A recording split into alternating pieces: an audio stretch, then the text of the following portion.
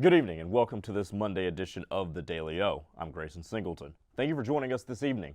A suspect has now been identified after police say he attempted to steal and later threw a rock into a local convenient market. According to Stillwater Police, at approximately 8 a.m. Sunday morning, officers were called to the Valero gas station off North Perkins Road.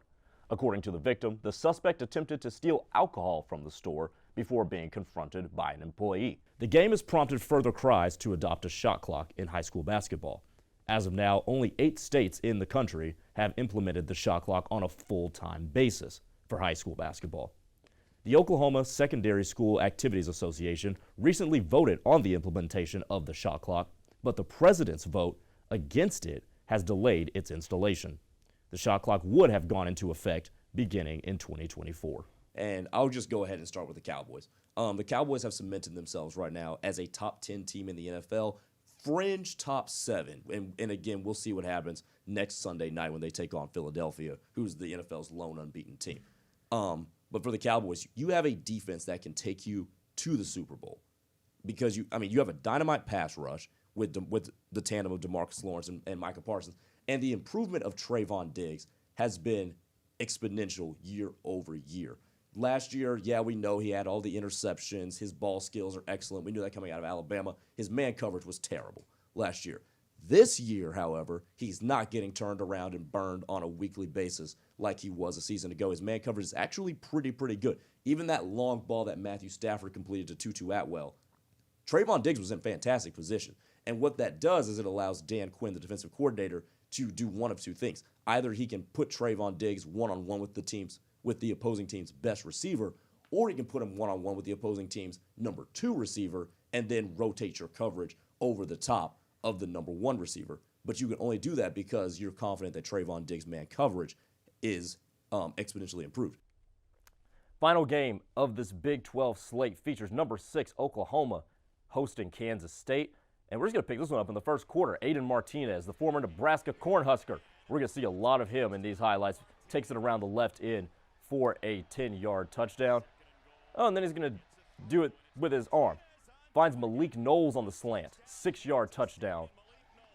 Kansas State quickly up 14-0. But Oklahoma not going away. Now down 14-7. Dillon Gabriel to Marvin Mims Jr. 50-yard touchdown, and this game is tied just like that, but later in the second quarter. Martinez, they just could not stop Martinez's legs.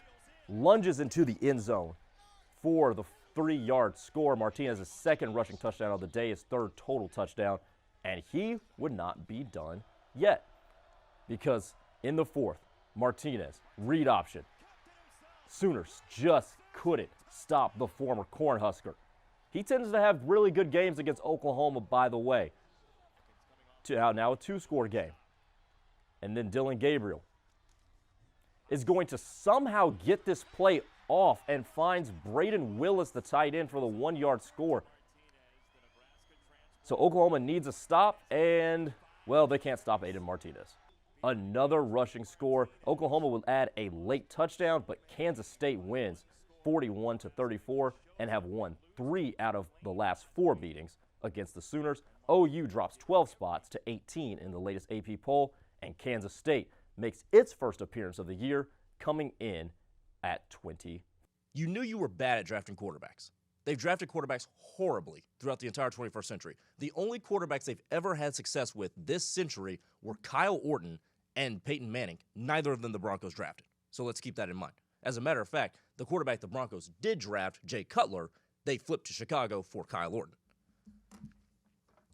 So here's what Russell. Here's the thing. Denver has seemingly copied what the Rams did to go to the Super Bowl this year. Who needs first-round picks? Half the league is undrafted. Couple that with the fact that Denver routinely hits and develops mid to late round picks. Case in point, their top receiver, Cortland Sutton, was a second-round pick out of SMU. The team's best player, arguably safety Justin Simmons, was a third-round pick out of Boston College. The team's 2 inside linebackers, who are very good, Josie Jewell and Alexander Johnson, were both drafted in the 4th and 5th rounds. So if you have a team in which you know is good at developing mid to late round draft picks, but cannot draft quarterbacks, you can combine all of that to make sure that you give yourself the best chance to maximize and capitalize on your strengths. And that's what the Denver Broncos did.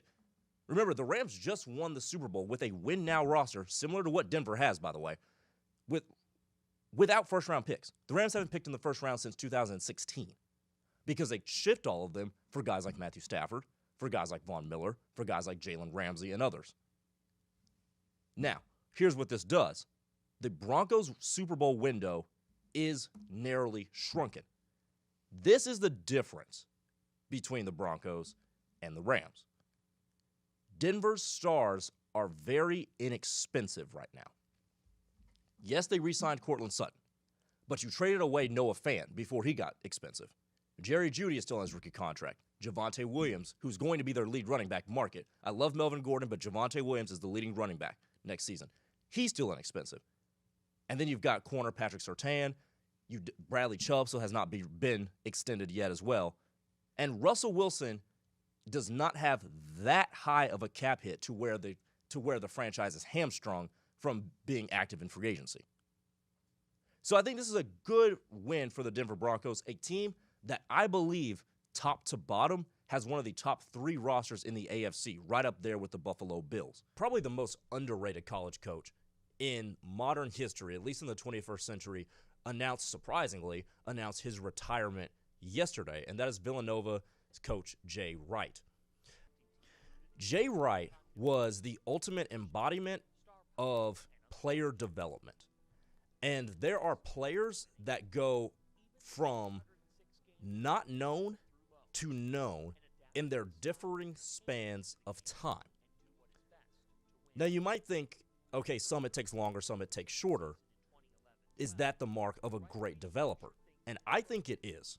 And the reason I think that is because that means Jay Wright, the coach, or any coach who embarks on this journey of player development, has to understand that one guy here or another guy here may not be there, but another guy is right on the precipice.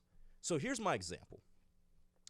Colin Gillespie is a 2-time national champion. The first time Colin Gillespie won a national championship, he was the backup point guard to a guy named Jalen Brunson, who we're going to talk about in the next segment. Colin Gillespie now, in his final year with Villanova, is a Big East Player of the Year and a legend at that school. But that's over the course of 4 years. 4 years ago, however, 3 years ago, when they won the national championship over North Carolina, Dante DiVincenzo went from a 6th man at the beginning of the year to a lottery pick after that year and has been a very productive NBA player. He was a key player on a championship team a year ago, even though he missed the postseason. But in terms of the Bucks getting that top seed in the NBA playoffs, Dante DiVincenzo had a lot to do. Those are 2 guys, one that took a little bit longer, one that didn't. But there are different ways of leadership, different ways of planning, depending on the resources you have available. Duke, Kansas, Kentucky, North Carolina will always get top recruits. So they build a plan of development around that. Villanova, on the other hand, who Jay Wright has coached since 2001 to 2 national championships, doesn't have that luxury. So they use their resources to build a totally other method of operation. And it has worked to perfection. And to illustrate that, 2 national championships, 4 Final Four appearances. Jay Wright is a coach of the year in 2006 and 2016. He won 73% of his games, which is phenomenal. I didn't know this until I looked that up. He also has the 6th most 30-win seasons in NCAA Division I history. So a model of consistency, a model of development, one of my favorite coaches in college basketball, don't get me wrong, and a guy that I think, if he wanted to, could be an NBA coach.